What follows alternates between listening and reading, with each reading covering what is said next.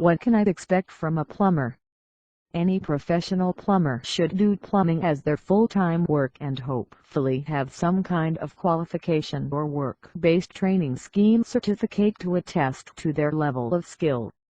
Any good plumber should be adequately skilled to deal with routine plumbing tasks from your water supply to your heating system. This could include installation, maintenance or repair of a hot water boiler, or installation of a new shower system, or even installing a water feature in your garden. Specialist plumbers can also be called upon for specific plumbing such as drainage or sewerage problems. What qualifications do you need to be a plumber? At the bottom end of the plumbing scale, there are no qualifications legally required. If a plumber is only offering basic maintenance work like clearing guttering or unblocking drains, then these types of work are quite simple and require no skilled training. As a result, you can expect such jobs to also be on the lower end of the cost scale. Most plumbers will have at least an NVQ-level education in plumbing or some kind of apprenticeship training program certificate. Many colleges and schools now offer NVQ and modern apprenticeship packages in plumbing, and the industry is starting to shift to a more certified educational training scheme and away from the old school of train on the job/learn by doing attitude. Any job involves any installation, repair or maintenance of gas supply requires that they be gas safe registered previously. Any plumber that is gas safe registered will have a gas safe registration number which you can request to see. If you have any doubts about its authenticity, you can easily check it over at the Gas Safe website. In order to become gas safe registered, the plumber is required to pass a certificate of competence via the Gas Safe accredited certification scheme.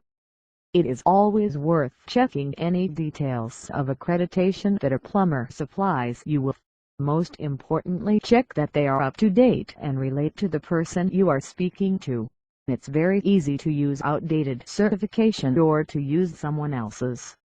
If the accreditation's all checked out, then you can rest assured the plumber you're dealing with is professional. How much should I expect to pay? The majority of plumbers charge for a call-out. This can be anything from £20 to £80 depending on your location, the time of the call-out and qualification of the plumber.